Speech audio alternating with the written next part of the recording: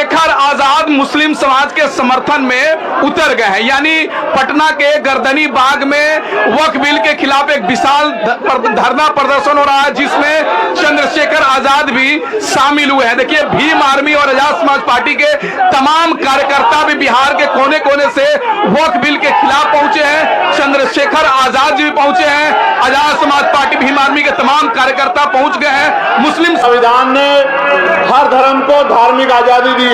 Article 24, 25, 26, article 14, 15, 16, 17, 18, 19 वो लोगों को प्रोटेक्ट करता, ताकत देता, उनको अवसर देता है विरोध करने का, आगे बढ़ने का, तरक्की करने का, अपने अधिकारों का संरक्षण करने का। लेकिन इस सरकार की नीयत ठीक नहीं है। सियासत इस कदर लोगों पर एहसान करती है, पहले आंखें छीन लेती है, फिर चश्मे दान करती है। एक तरफ वक्फ के इस अमेंडमेंट को लाके मुसलमानों से उनके कब्रिस्तान, उनकी खानका, उनकी मस्जिदें, उनकी जगहों को छीना जा रहा, उनको all India Muslim personal law board और इमारत शरिया और अन्य संगठनों के द्वारा वक्फ अमेंडमेंट बिल को अपोज करने के लिए, रिजेक्ट करने के लिए जो धरना प्रदर्शन किया जा रहा है, मैं इसमें सहयोग करने के लिए और अपना समर्थन देने के लिए यहाँ पहुंचा। प्यारे साथियों, इस मंच पर बहुत ही जिम्मेदार शख्सियतें बैठी हुई। मैं इस तरह से सरकार की इस कार्रवाई को समझ पाया कि अगर किसी को कमजोर करना हो, किसी को बर्बाद करना हो, किसी को नुकसान पहुंचाना हो, तो लाठी से मारने की जरूरत नहीं है। उसकी आर्थिक ताकत को कमजोर कर दो, उसकी ताकत को इतना कमजोर कर दो कि वो घुटनों पे आ जाए। सरकार ने सोची समझी नियत से किया। जिस दिन ये बिल, अमेंडमेंट बिल पार्लियामेंट में आया था, उस दिन भी हमारी party Azad Samaj party Bhim army इसके विरोध में खड़ी थी। और जब जब जेपीसी के मेंबर कहीं भी गए कमेटी के, चाहे बिहार आए हो, झारखंड आए गए हो, हमारी पार्टी के लोगों ने मेमोरेंडम देके अपना विरोध दर्ज कराया। और अब जब सार्वजनिक रूप से चर्चाएं होने लगी हैं, तो हम सार्वजनिक रूप से भी ऐलाना, मंच से ऐलाना, इस बात का ऐलान करते हैं कि हम इसका विरोध करते हैं। उसका एक कारण भी, हम संविधान को मानने वाले लोग, और संविधान ने हर धर्म को धार्मिक आजादी दी। आर्टिकल 24, 25, 26, आर्टिकल 14, 15, 16, 17, 18, 19 वो लोगों को प्रोटेक्ट करता, ताकत देता, उनको अवसर देता है विरोध करने का, आगे बढ़ने का, तरक्की करने का, अपने अधिकारों का संरक्षण करने का। लेकिन इस सरकार की नीयत ठीक नहीं है।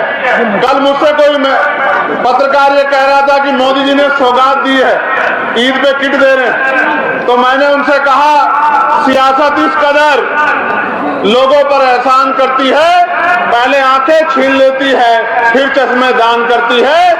एक तरफ वक्फ के इस अमेंडमेंट को लाके मुसलमानों से उनके कब्रिस्तान, उनकी खानका, उनकी मस्जिदें, उनकी जगहों को छीना जा रहा, उनको लूटने का प्रयास किया जा रहा है। दूसरी तरफ किट देकर हमें बेवकूफ बनाने का प्रयास किया जा रहा है। ये हमारे जख्मों पे नमक छिड़कने जैसा।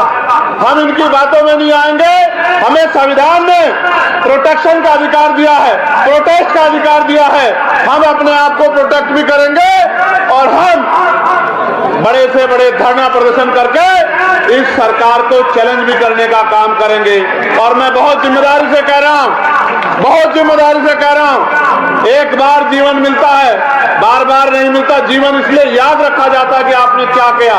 इतिहास याद रखेगा, जब देश के कमजोर लोगों पे जुल्म किया जा रहा था, कौन किस तरफ खड़ा था। मैं यहां से खड़ा होकर कह रहा हूं बिहार के मुख्यमंत्री जी से कि वो कमजोरों की आवाज सुने और जो फैसला वो हर बार लेते हैं बदलने का, एक बार और वो फैसला ले ले तो शायद मुल्क के हालात बदल जाएं। मेरे आज भी याद है, लोकसभा चुनाव से पहले मैं यहाँ आया था, मैंने उनसे आग्रह किया था कि आपकी छवि बहुत अच्छी है, आपको देश में शक्ति का निर्माण करना चाहिए, सारे दलों को इकट्ठा करना चाहिए। उन्होंने बात तो मानी, लेकिन अंत समय पे वो बदल गए, इसका नुकसान उठाना पड़ रहा है। एक बार और बदल जाओ मुख्यमंत्री जी, और अपने साथियों को भी बदल दो, तो ये सत्ता का घमंड भी चूर हो जाएगा, जिस घमंड के जरिए कमजोरों को बर्बाद करने पर तुले। वो जो बिल है उसको पढ़ने की जरूरत है। वो कर क्या रहे हैं? वो सर्वे कमिश्नर की ताकत डीएम को दे रहे हैं। आपके प्रदेश में ही देख लो, औरों को छोड़ो, आपके प्रदेश में डीएम वो लगा है जो मुख्यमंत्री की बात को मानता है, जो मुख्यमंत्री के गलत को भी सही मानता है, और जो मुख्यमंत्री कहता है उसको मानता है। ऐसी ताकत देके, शक्ति अपने हाथ में लेके वो डीएम के जरिए इस तरह के हालात बनाना चाहते हैं कि जिस चीज पर क्लेम किया जाएगा वो डिस्पोजल प्रॉपर्टी चली जाएगी, डिस्प्यूट प्रॉपर्टी चल जाएगी, और वहां के जरिए देश में वो माहौल बनाया जाएगा जिससे भारतीय जनता पार्टी की राजनीति आगे बढ़ती रहेगी।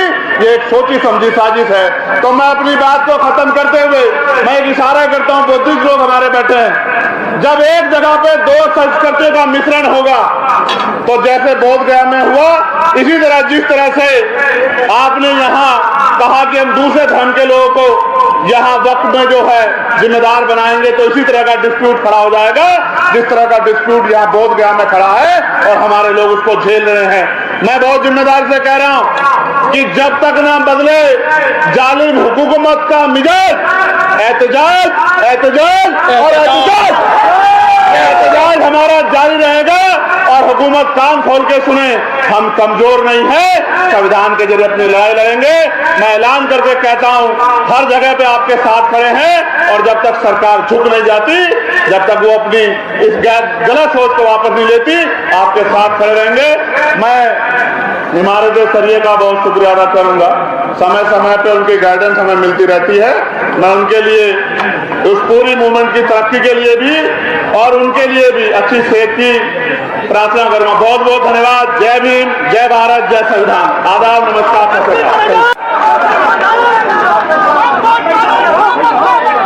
वहाँ लेना होगा, लेना होगा।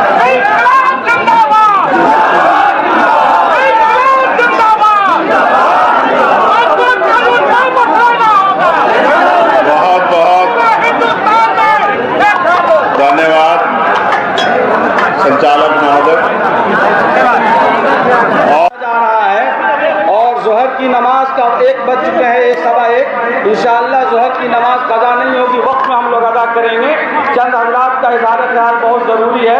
उसके बाद इंशाअल्लाह आप मुतमईन रहें, तकाज़े आ रहे हैं नमाज जोहर के वक्त का, तो इंशाअल्लाह इसका ख्याल मुकम्मल तौर पे रखा जाएगा। हम अब गुजारिश करेंगे जनाब जो MLA हैं,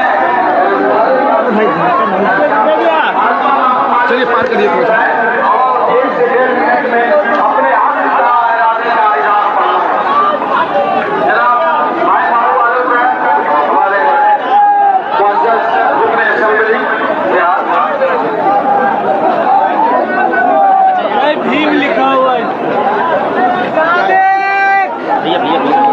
बहुत शुक्रिया। जगह खाली कर, मैं ये चाहता हूँ कि सामने से लोग जगह खाली करते हैं और सुकून से बैठें। देखिए, मैं समझता हूँ कि बिहार के लोग और पटना के लोग खास तौर से काबिल बिल के खिलाफ गोया तजवीज पास करे बिहार असेंबली में, आप लोग सपोर्ट कर रहे हैं। अभी बिहार असेंबली के साथ